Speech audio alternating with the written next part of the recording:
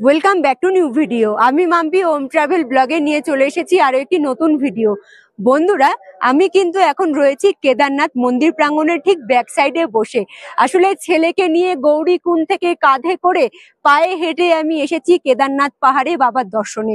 বন্ধুরা, আজকে যে পুরো জার্নিতে আমার কষ্ট, আমার ভালো লাগা, সমস্ত কিছু ফিলিংস তুলে ধরেছি এই ভিডিওটির মাধ্যমে। আশা করছি এই ভিডিওটি তোমরা যদি দেখো তোমাদের ভীষণ ভালো লাগবে। আর বন্ধুরা, যদি ভালো লেগে থাকে অবশ্যই কিন্তু লাইক করে আর সাবস্ক্রাইব করে আমার পাশে থাকবে। চলো তাহলে বন্ধুরা, আজকের ভিডিও এখান থেকেই শুরু করা যাক।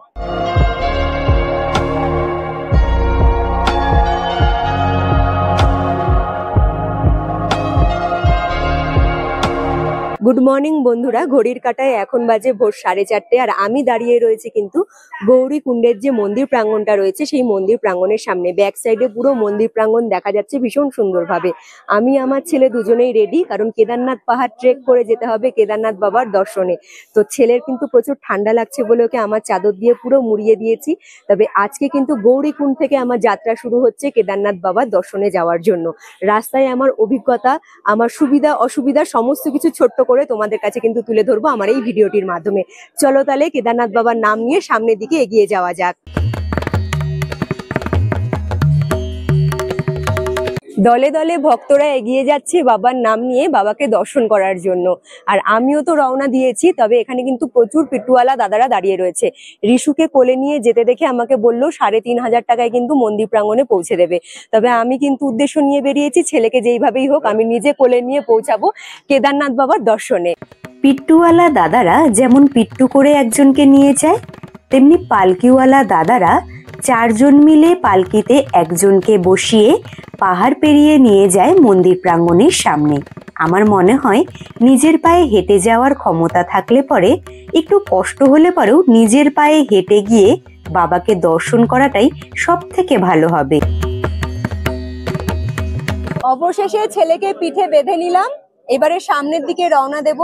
দেখি কতক্ষণ আবার পায়ে হেঁটে ছেলেকে নিয়ে সামনের দিকে এগিয়ে যেতে পারি।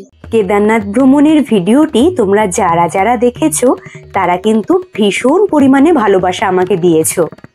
সামনের দিকে দেখা যাচ্ছে বেশ বড় প্রবেশদ্বার, মানে এই প্রবেশদ্বারের মাঝখান দিয়ে আমাদের যেতে হবে কিন্তু সামনের দিকে এগিয়ে। বন্ধুরা, এই বড় প্রবেশদ্বারের সামনে অনেকে দাঁড়িয়ে কিন্তু ছবি ক্লিক করছে। তবে এখানে কিন্তু রেজিস্ট্রেশন চেকও হয়। এইবার আমাদের রেজিস্ট্রেশন চেক হবে কি হবে না জানি না, কারণ আমি গল্প শুনেছি সৌরভের মুখে, ও এর আগে 2 বার কিন্তু কেদারনাথ দর্শনে এসেছিল। তখন কিন্তু এখানেই পুলিশরা দাঁড়িয়ে থাকে, তারা কিন্তু রেজিস্ট্রেশন চেক করে। রেজিস্ট্রেশন চেক করার ব্যাপারটা যদি বলি বন্ধুরা, আমি যেদিন উঠেছিলাম সেদিন কিন্তু কোনো রকম রেজিস্ট্রেশন চেক হয়নি। তবে যেদিন আমি বাবার দর্শন করে নিচে নেমে এসেছিলাম সেদিন কিন্তু পুরো আর্মিরা দাঁড়িয়েছিল রেজিস্ট্রেশন চেক করার জন্য।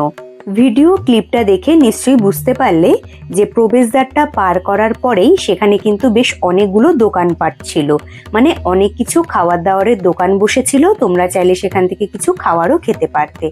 আচ্ছা, অনেকের মনে প্রশ্ন যে আমি কেনই বা পিট্টু কিংবা পালকি করে গেলাম না ছেলেকে নিয়ে বাবার দর্শনে। আসলে বন্ধুরা, পিট্টু পালকি করে যেতেই পারতাম, তবে হ্যাঁ, পিট্টু পালকি করে গেলে একটা খরচার ব্যাপার রয়েছে।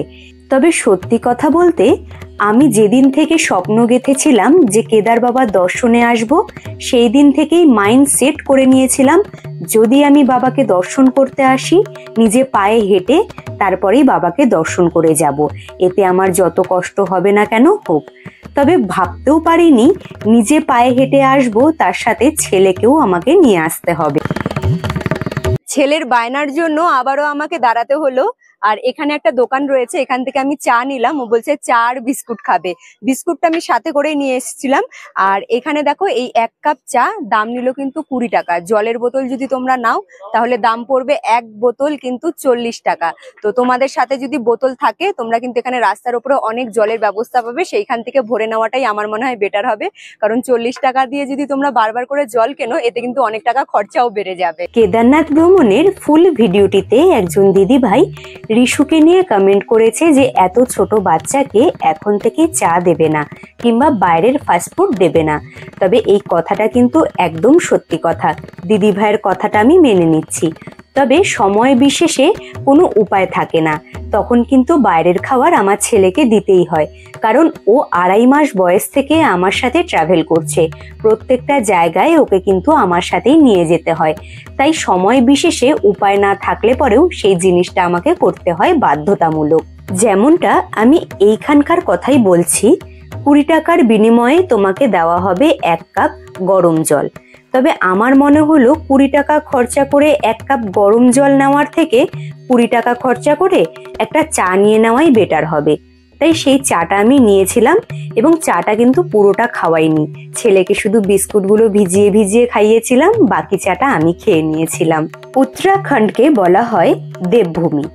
দেবভূমি কথার মানে হলো ভগবানের বাসস্থান। তবে কেদারনাথ ভারতের উত্তরাখণ্ড রাজ্যের রুদ্রপ্রয়াগ জেলার একটি নগর পঞ্চায়েত। এটি হিন্দু ধর্মের একটি পবিত্র তীর্থস্থান। এটি হিমালয় পর্বতমালায় 3584 মিটার উচ্চতায় মন্দাকিনী নদীর তীরে অবস্থিত।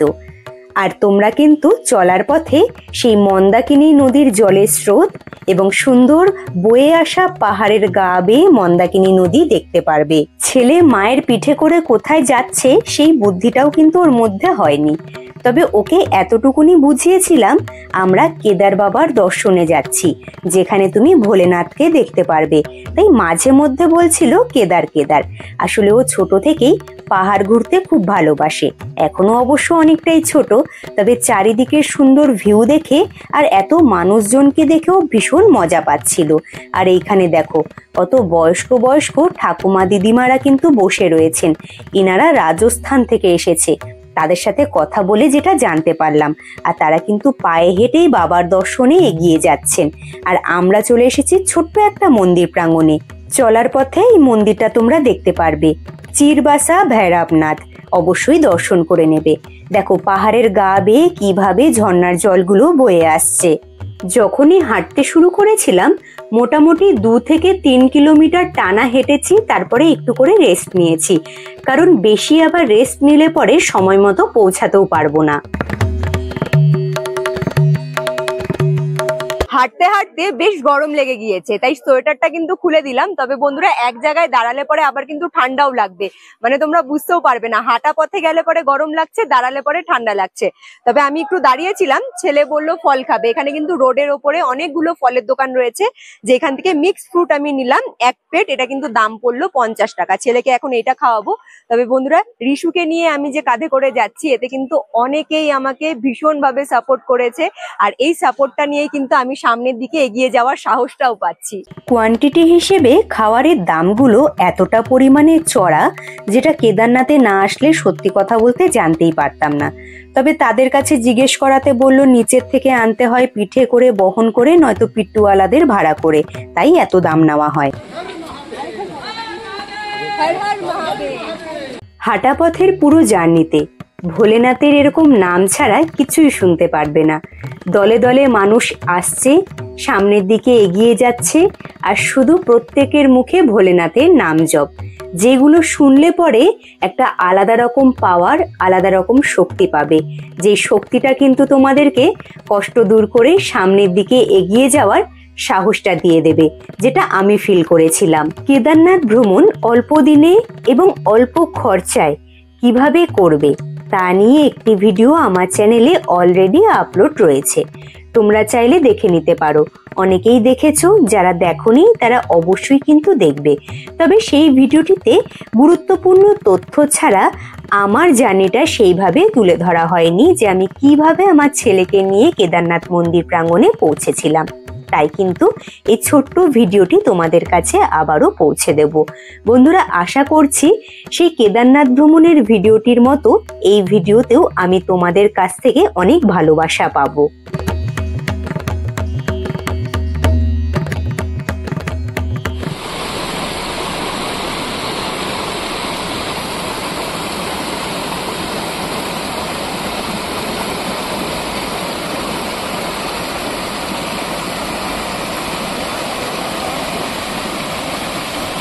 কষ্ট যে হচ্ছে না তা কিন্তু একদম না, ভীষণ পরিমাণে কষ্ট হচ্ছে।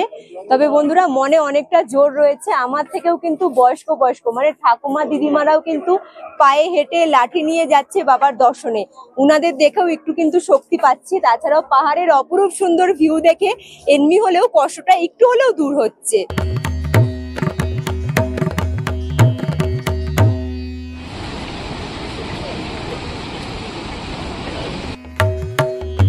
দাঁড়িয়ে রয়েছে এখন আমি ভীমবালিতে। এই পুরো এরিয়াটার নাম হলো ভীমবালি। সামনের দিকে রয়েছে চেকপোস্ট, যেখানে দুজন পুলিশ কিন্তু দাঁড়িয়ে রয়েছে। ব্যাক সাইডে তোমরা দেখতে পাচ্ছ যে এরিয়াটা, সেখানে। আর ওইখান থেকেই কিন্তু পুলিশ বলছে যে নিচে নেমে যাওয়ার যে রাস্তাটা, সেই রাস্তা ধরে সামনের দিকে এগোতে। আর একটা রাস্তা যাচ্ছে সোজা, তো এই সোজা রাস্তাটা কিন্তু শর্টকাট। আর নিচে যেই রাস্তাটা নেমে যাচ্ছে ব্রিজ ক্রস করে, তোমাদের ওই যে রাস্তাটা দেখতে পাচ্ছ একদম উপরে উঠে যাচ্ছে, এই রাস্তাটা ধরলে পরে কিন্তু 1 কিলোমিটার রাস্তা তোমাদের বেশি হাঁটতে হবে।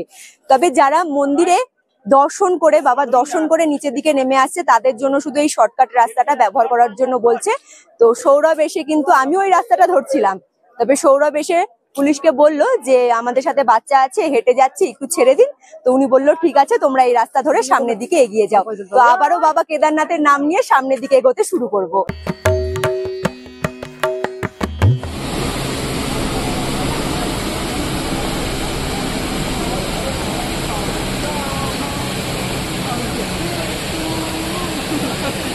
হালকা একদম ঝিরিঝিরি বৃষ্টি পড়ছিল, তাই আমি কিন্তু রেনকোটটা পরে নিয়েছিলাম। প্রাকৃতিক দুর্যোগের ফলে কেদারনাথে যে পরিমাণে ধ্বংস হচ্ছে তার কিছু নমুনা কিন্তু হাঁটার পথে তোমরা দেখতে পারবে। পাহাড় কেটে একদম সরু করে বানানো হয়েছে তীর্থযাত্রীদের যাওয়া আসার জন্য রাস্তা, আর তার পাশ দিয়ে অজস্র জোরে বয়ে যাচ্ছে মন্দাকিনী নদী।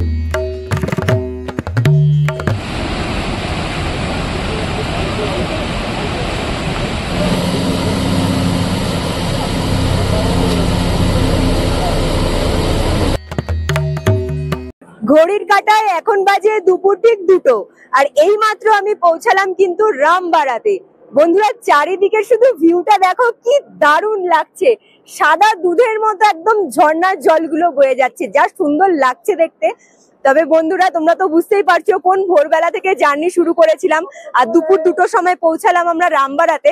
আসলে রিশু রয়েছে, তো ওর জন্য একটু কষ্ট হচ্ছে জার্নিতে। তবে যাই হোক, আমি তো কেদারনাথ বাবার নাম নিয়ে সামনের দিকে অবশ্যই এগিয়ে যাব। এখানে দেখো পাহাড়ের কিন্তু মধ্যে রয়েছে বেশ সুন্দর একদম বরফের চাই, যেটা দেখতে আরো সুন্দর লাগছে। এর আগে সৌরভ কিন্তু 2বার কেদারনাথ জার্নি করেছিল, মানে এই পাহাড়ের ট্রেকটা পায়ে হেঁটে সম্পূর্ণ করেছিল। তো ও আমাকে বলল এখনো পর্যন্ত মানে রামবাড়া থেকে কেদারনাথ মন্দির প্রাঙ্গণ পর্যন্ত কিন্তু যেতে আমাদের 14 কিলোমিটার রাস্তা অতিক্রম করতে হবে। তবে এইখানে বোর্ডের মধ্যে লেখা রয়েছে কিন্তু 10 কিলোমিটার রাস্তা। তবে যাই হোক, আমরা যেহেতু সমতলের মানুষ, আমাদের কিন্তু পাহাড়ের রাস্তা অতিক্রম করে মন্দির প্রাঙ্গণে যেতে বেশ খানিকক্ষণ সময় লাগবে।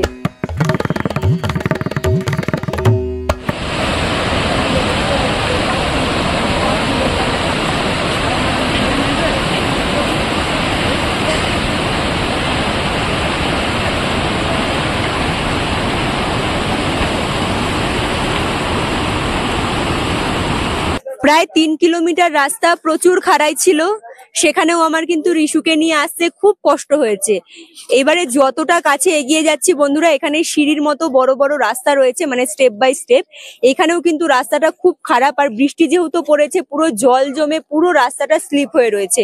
অনেকেই কিন্তু স্লিপ খাচ্ছে। তবে রিশুকে নিয়ে এখন কিন্তু পথ চলাটা আমার একটু কঠিন হয়ে দাঁড়াচ্ছে। তবে কেদারনাথ বাবার কাছে একটাই শুধু প্রার্থনা, কোনো রকম করে শুধু বাবার কাছে যাতে পৌঁছাতে পারি।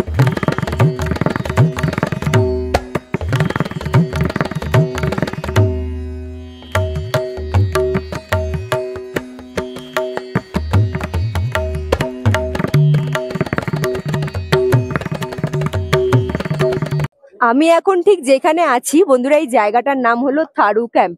আর এখন ঘড়ির কাঁটায় বাজে কিন্তু বিকেল ঠিক 5:30।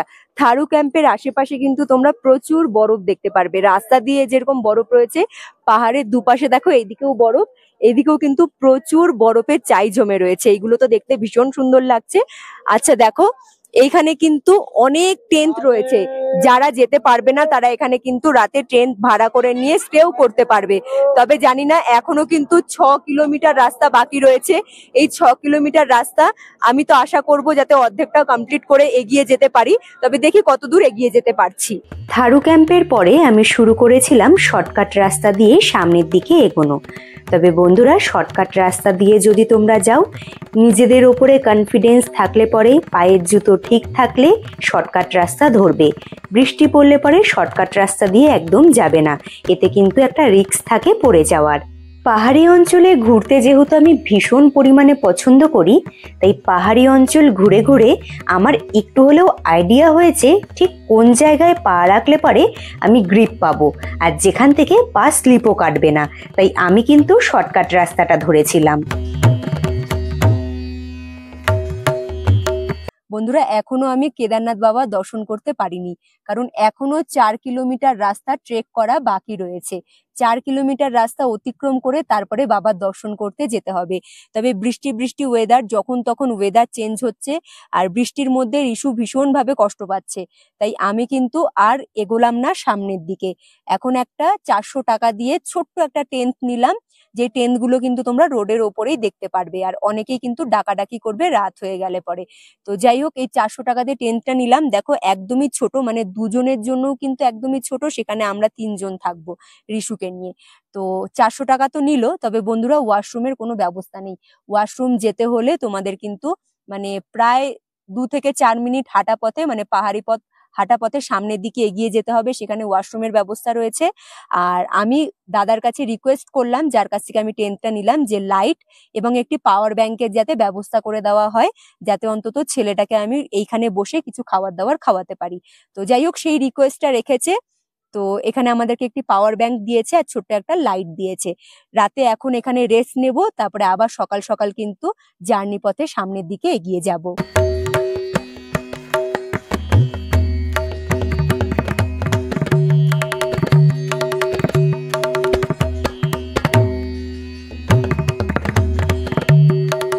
গুড মর্নিং বন্ধুরা, নেক্সট ডে। ঘড়ির কাঁটায় এখন বাজে সকাল 6টা, আর আমি কিন্তু রেডি হয়ে সোজা বেরিয়ে পড়ছি কেদার বাবার দর্শনে। আজকে আর লেট করব না, যেইভাবেই হোক বাবার দর্শনটা করতেই হবে। তবে আমি যে ট্রেনতে ছিলাম তার ঠিক পাশ দিয়ে দেখো শর্টকাট রাস্তা রয়েছে, সকলেই দেখো যাচ্ছে। এই শর্টকাট রাস্তা ধরে যত তাড়াতাড়ি সম্ভব আমি কিন্তু বাবার দর্শনের দিকে এগিয়ে যাব। প্রয়োজনীয় কিছু জিনিস যেগুলো অবশ্যই তোমরা সাথে রাখবে। প্রথমত পাওয়ার ব্যাংক, যেটা কিন্তু অবশ্যই সাথে রাখবে, ব্যাটারি লাইট এবং মেডিসিন, তার সাথে কর্পূর এবং বেশ কিছু চকলেট, যেগুলো খুব খুব প্রয়োজন পড়বে তোমাদের এই জার্নি পথে। তার সাথে বন্ধুরা, শুকনো খাবার, যেসব শুকনো খাবার তোমরা খেতে পছন্দ করো, যেসব শুকনো খাবার খেলে পেট ভরবে, সেই শুকনো খাবারগুলো সাথে রাখবে। এবং সোয়েটার তোমরা এক্সট্রা ক্যারি করতে পারো, তবে বেশি জামা কাপড় ক্যারি করবে না, কারণ পাহাড়ি অঞ্চলে হাঁটার সময় যদি তোমরা পিঠে বেশি পরিমাণে ওয়েট নিয়ে নাও, তাহলে কিন্তু হাঁটাচলা করতে খুব কষ্ট হবে, যেহেতু আমরা সমতলের মানুষজন। আচ্ছা, তোমরা তো বুঝতেই পারছো রাস্তাগুলো দেখে, যতগুলো শর্টকাট রাস্তা ছিল প্রায় প্রত্যেকটা শর্টকাট রাস্তা আমি ধরেছি মন্দির প্রাঙ্গণে, যাতে খুব তাড়াতাড়ি পৌঁছে যেতে পারি এই কারণে। তবে কথায় আছে, ভালো কিছু পাওয়ার জন্য তোমাকেও কিন্তু সেই পরিমাণে পরিশ্রম করতে হবে। কষ্ট না করলে কেষ্ট পাওয়া যায় না। সত্যি কথা বলতে, আমার এই মুহূর্তের সিচুয়েশনটা এরকম ছিল যে আমি যত বাবার মন্দিরের কাছে এগিয়ে যাচ্ছি, বাবা যেন আমার কাছ থেকে তত দূরে চলে যাচ্ছে। সত্যি কথা বলতে ফিলিংসটা এরকম ছিল। পিট্টুওয়ালা এক দাদার কাছে জিজ্ঞেস করলাম যে আর কতক্ষণের রাস্তা বাকি রয়েছে। উনি বললেন আর বেশি দূর নয়, 2 ঘন্টাতেই পৌঁছে যাবেন। তবে তার কথা শুনে এগোতে তো শুরু করলাম। তবে 2 ঘন্টায় মন্দির প্রাঙ্গণে কি আর পৌঁছাতে পারলাম? দেখো, আমি যে শর্টকাট রাস্তাটা ধরেছিলাম, এটা কিন্তু সব থেকে বেশি খতরনাক শর্টকাট রাস্তা ছিল। যেমনি ছিল খাড়াই, তেমনি ছিল মাটির। তবে এইখানে কিন্তু পাথরের সংখ্যা খুব কম এবং মাটিটাই বেশি ছিল। আমি হেঁটে যাচ্ছি, আমি দেখলাম আমার পেছন পেছন বয়স্ক বয়স্ক দাদুরাও হেঁটে আসছে।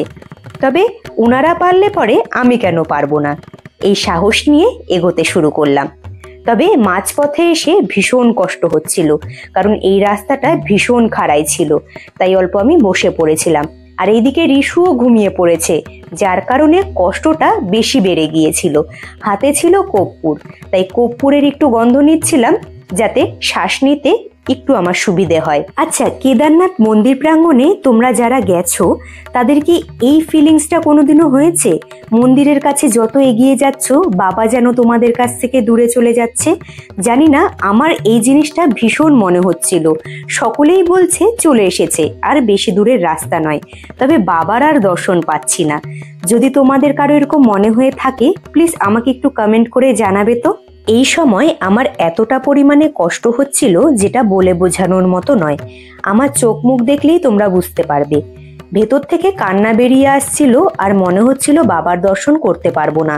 মাথা কাজ করছিল না বলে শর্টকাট রাস্তা ধরে আমি আবার নিচের দিকে নেমে যাচ্ছিলাম।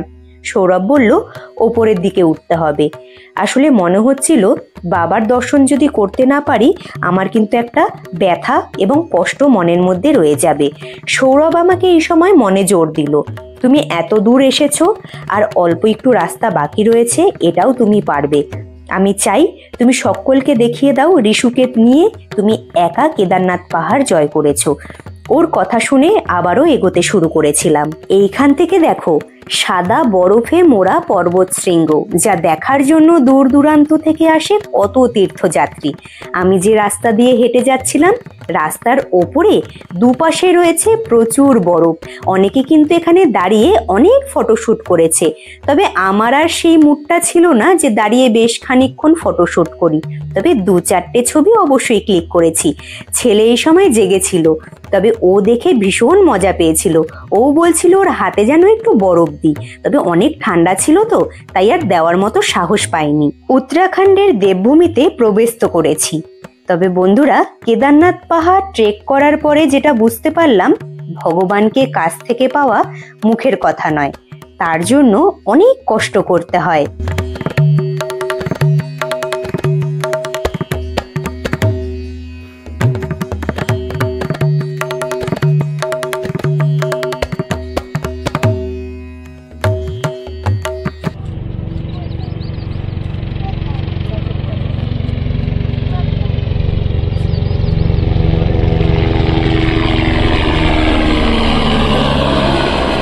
এই ভিডিওটা বানানোর একটা মাত্র উদ্দেশ্য আমার, 2-4 বছর ধরে বাড়িতে বসে যারা কেদারনাথ পাহাড় ট্রেক করে বাবাকে দর্শন করতে যাওয়ার কথা চিন্তা করছো তাদের বলছি, কোনো কারণবশত পিছিয়ে যাচ্ছ কিংবা বাড়িতে ছোট বাচ্চা থাকার কারণে পিছিয়ে যাচ্ছ, না না, তারা মনে সাহস নিয়ে বেরিয়ে এসো বাবার নাম করে।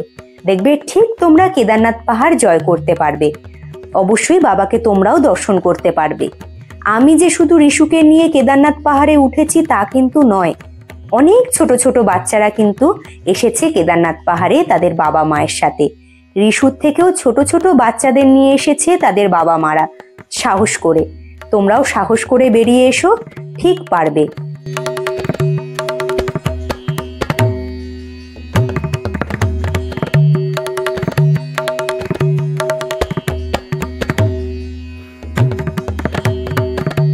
এসে পৌঁছালাম আমি হেলিপ্যাডের সামনে।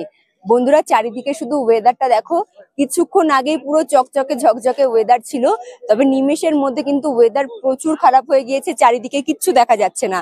আর যেহেতু ওয়েদার খারাপ এখন কিন্তু হেলিকপ্টারও আর যাবে না, আর অ্যানাউন্সমেন্টও করে দিল এই ওয়েদারের জন্য তোমরা কেউ যদি টিকিট ক্যান্সেল করাতে চাও ক্যান্সেল করাতে পারো। যাই হোক বন্ধুরা, প্রচুর ঠান্ডা বেড়ে গেছে, মানে মুখ থেকে কি বলতে কি বলে দিচ্ছি, মুখ দিয়ে ঠিক মতো কথাও বেরোচ্ছে না। আর রিশু কিন্তু এখন পিঠে ঘুমিয়ে রয়েছে।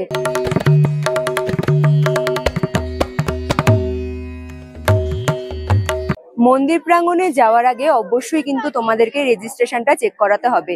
দেখো ব্যাক সাইডে বড় যে ক্যাম্পটা বসেছে, এটা কিন্তু উত্তরাখণ্ড সরকারের তরফ থেকেই ক্যাম্পটা বসেছে, যেখানে পরপর তোমাদের লাইনে দাঁড়িয়ে রেজিস্ট্রেশন চেক করানোর পরে তোমাদের কিন্তু এরকম কুপন দেবে। আমি আর সৌরভ যেহেতু আছি তাই আমাদেরকে 2টো কুপন দিয়েছে, এবং কুপনটা দেওয়ার সময় তোমাদের কিন্তু অবশ্যই তোমরা যে দর্শন করতে যাবে সেই দর্শনের টাইমটাও বলে দেবে। আমাদের বিকেল 4টের সময় টাইম দিয়েছে, চিনতে কোনো রকম সমস্যা হবে না। একটু এদিকে এসো, সামনের দিকে ব্রিজ রয়েছে, ব্রিজের ঠিক সামনেই কিন্তু এই ক্যাম্পটা বসেছে। এখন আমাকে এই ব্রিজ পার করে আর সামনের দিকে এগিয়ে যেতে হবে। প্রাকৃতিক দুর্যোগের ফলে কেদারনাথে যে পরিমাণে ক্ষয়ক্ষতি হয় তার কিছু নমুনা এইখানেও দেখতে পারবে। আর দেখো, পাহাড়ের ঠিক এক কোণে ঠিক সাদা একখানা রাস্তা দেখা যাচ্ছে, আর এটা কিন্তু পুরনো রাস্তা, যে রাস্তা ব্যবহার করে আগে কেদারনাথ মন্দির প্রাঙ্গণে আসা হতো। আর সেই রাস্তাটা কিন্তু অনেক শর্ট রাস্তা ছিল। ছেলেকে নিয়ে পাক্কা 30 ঘন্টা পাহাড়ে হেঁটে সকাল 10:30টার সময় পৌঁছালাম আমি ফাইনালি কেদারনাথ মন্দির প্রাঙ্গণের সামনে। বন্ধুরা, এখনো বেশ কয়েকটা সিঁড়ি রয়েছে, সেই সিঁড়ি ধরে আমাকে মন্দির প্রাঙ্গণের সামনে যেতে হবে। তবে এইখান থেকে দাঁড়িয়ে মন্দির প্রাঙ্গণের চূড়াটা দারুণ সুন্দরভাবে দেখা যাচ্ছে।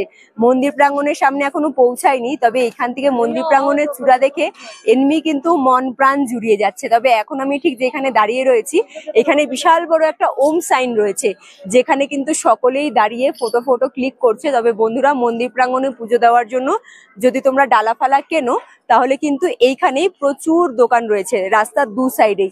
যে কোনো একটি দোকান থেকে তোমরা পুজোর ডালাও কিনে নিতে পারো। চলো বাবা। ভাবতেও পারিনি যে ছেলে বাড়িতে এত দুষ্টুমি করে, সে একভাবে পিঠে বসে আমার সাথে চলে এলো কেদারনাথ মন্দির প্রাঙ্গণে। এটা আমার কাছে একটু অবাক হওয়ার মতনই। আর আমি কিন্তু বেশ সুন্দর করে পৌঁছে গিয়েছি কেদারনাথ মন্দির প্রাঙ্গণের ঠিক সামনের দিকে বেশ কয়েকটা সিঁড়ি রয়েছে, সেই সিঁড়িগুলো ভেঙে তোমাদের মন্দিরের সামনে আসতে হবে।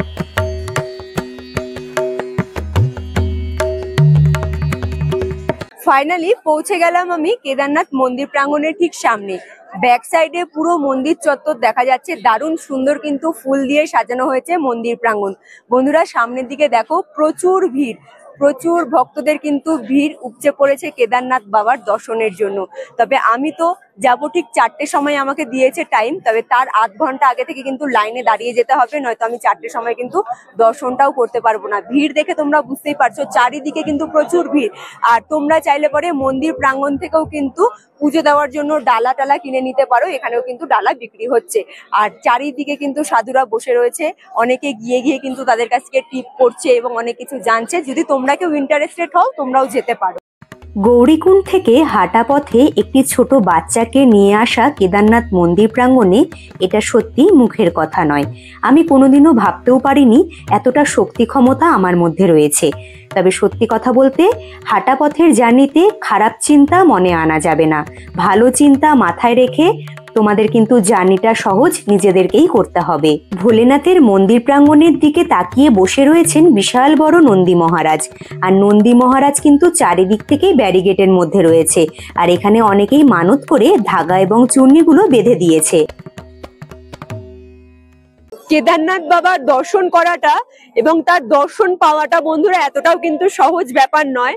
আমি নিজে যেটা বুঝতে পারলাম, আজ বহু বছর ধরে স্বপ্ন ছিল যে এখানে আসব, তবে আসা হচ্ছিল না, কোনো না কোনো বাধা চলে আসছিল। মানে যতক্ষণ না বাবার ডাক আসে, সত্যি কথাই এই বাবার কাছে কিন্তু আসা যায় না। হয়তো অনেকের ধারণা থাকতে পারে টাকা খরচা করে পিট্টু করে বা পালকি করে চলে আসব, আমার মনে হয় না বাবা যতক্ষণ ডাকবে কেউ এখানে আসতে পারবে না। লাস্ট বারও আমি কিন্তু ট্রাই করেছিলাম আসবো বলে, সমস্ত কিছু ঠিকঠাক হয়ে যাওয়ার পরেও হোটেল, গাড়ি, রেজিস্ট্রেশন সব কমপ্লিট ছিল, তবে আসতে পারিনি। তবে বন্ধুরা, আজকের দিনটা আমার কাছে ভীষণ স্পেশাল, কারণ আমার আর সৌরভের আজকে হলো অ্যানিভার্সারি। আর সেই দিন আমি কেদারনাথ বাবার দর্শন করব, মানে এতটা ফিলিংস আমার কি বলবো, নিজের ফিলিংসটা তোমাদের বলতেও পারছি না, ভেতর থেকে শুধু কান্না বেরিয়ে আসছে। যাই হোক, একটা ভালো দিনে আমরা দুজনে মিলে ছোট ছেলেকে নিয়ে কেদারনাথ বাবার দর্শন করবো, এটা আমার কাছে বিশাল বড় পাওয়া। এখনো পর্যন্ত কিন্তু দর্শন পাইনি, তবে মন্দির প্রাঙ্গণে যখন পৌঁছে গিয়েছি, আশা করছি সকলের আশীর্বাদে দর্শনটাও বেশ ভালো করে সেরে নিতে পারবো। ওইদিকে একটু আমি দেখাচ্ছি, প্রচুর লাইন বন্ধুরা। আমাদের টাইম দিয়েছে বিকেল 4টের সময়, তবে চেষ্টা করবো একটু আগে ভাগে থেকে লাইনে দাঁড়িয়ে পড়ার, তাহলে কি হবে, একটু তাড়াতাড়ি আমরা সামনের দিকে এগিয়ে যেতে পারবো। তো যাই হোক, এবারে শুধু দর্শনের আশায় আমি বসে রয়েছি।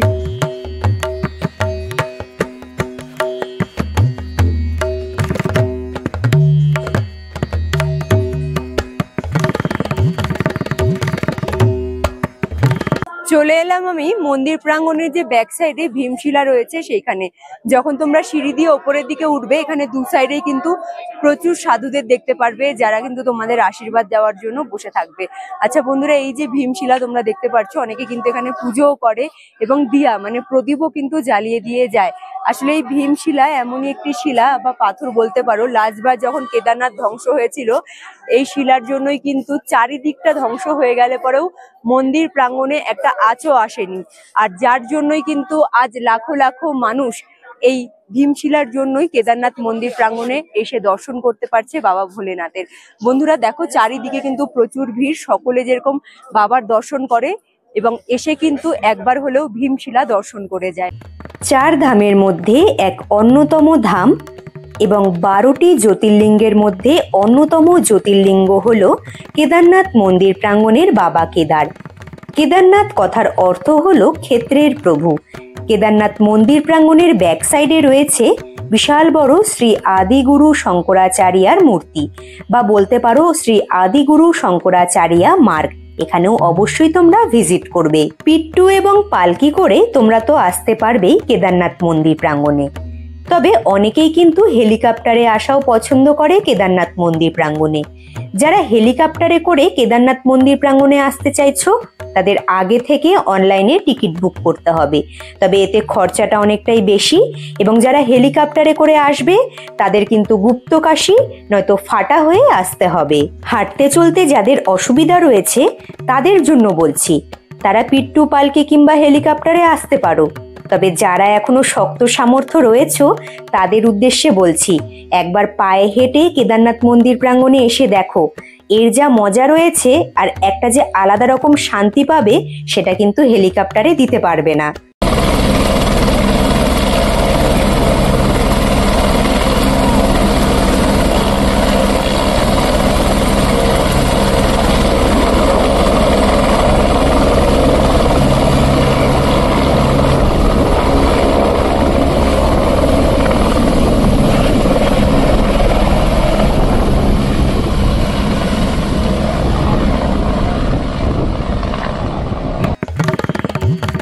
বন্ধুরা তোমাদের দর্শন করালাম শ্রী আদিগুরু শঙ্করাচার্যা সমাধি মার্গ। আর এই সমাধি মার্গ থেকে সামনের দিকে এগিয়ে আসলে পরে তোমরা যেমনটা দেখতে পারবে খোলা স্পেসের মধ্যে রয়েছে ভীমশিলা এবং মন্দির প্রাঙ্গণের ব্যাক সাইডটা কিন্তু দেখা যাচ্ছে। আচ্ছা তোমাদের এখান থেকে দাঁড়িয়ে আরো একটি জিনিস দেখিয়ে দিচ্ছি, ওই যে পাহাড়টা দূরে দেখা যাচ্ছে সেই পাহাড়ের গা বেয়ে কিন্তু আরো একটি রাস্তা ওপরের দিকে উঠে যাচ্ছে যেখানে রয়েছে ভৈরব বাবার মন্দির। কেদারনাথ ভ্রমণে যারাই আসে মানে বাবার দর্শনে তারা কিন্তু একবার হলেও ভৈরব বাবার দর্শন করতে যায়। তবে যাদের পক্ষে সম্ভব তারাই যেও, যাদের পায়ে হেঁটে আসতে কষ্ট হবে তারা যেও না, এখান থেকে প্রণামটা সেরে নিও। আমি এত দূর রাস্তা হেঁটে এসেছি, আমি এইবার কিন্তু যেতে পারলাম না, এখান থেকে প্রণামটা সেরে নিলাম, কারণ বন্ধুরা সেখানেও কিন্তু পায়ে হেঁটে ট্রেক করে যেতে হবে। যাই হোক বন্ধুরা, তোমাদের আরো একটি কথা বলি কেদারনাথ নিয়ে, মানে একদম লো বাজেটে কম খরচায় তোমরা কেদারনাথ ঠিক কিভাবে ভ্রমণ করবে তা নিয়ে কিন্তু A to Z ইনফরমেশনের ওপরে আমার একটি ভিডিও অলরেডি আমার চ্যানেলে আপলোড রয়েছে, তোমরা চাইলে দেখতে পারো। আমি ডেসক্রিপশন বক্সে আই বাটনে এবং ভিডিওর এন্ড স্ক্রিনে লিংক দিয়ে দেব। আর আজকের এই পুরো ট্রেকিং এর ভিডিও এবং কেদারনাথ বাবার এখানে যে আমি পৌঁছালাম, আমার সমস্ত কিছু অভিজ্ঞতা যে তোমাদের সাথে শেয়ার করলাম, এই ভিডিওটি তোমাদের কেমন লাগলো তোমরা কিন্তু অবশ্যই জানিও। ভালো লাগলে পরে লাইক করে দিও, এবং নতুন বন্ধুরা যারা ভিডিওগুলো দেখছো কিন্তু এখনো পর্যন্ত ওম ট্রাভেল ব্লগ সাবস্ক্রাইব করোনি তারা চটজলদি করে ওম ট্রাভেল ব্লগ সাবস্ক্রাইব করে আমার পাশে থাকতে পারো। যে সকল বন্ধুরা চ্যানেলটি সাবস্ক্রাইব করে আমার পাশে রয়েছে তাদের অসংখ্য ধন্যবাদ, তারা এইভাবেই আমাকে সাপোর্ট করো, আমার পাশে থেকো। আজকের মতো টাটা, দেখা হচ্ছে তোমাদের সাথে নেক্সট ভিডিওতে। তোমরা ভালো থেকো, সুস্থ থেকো।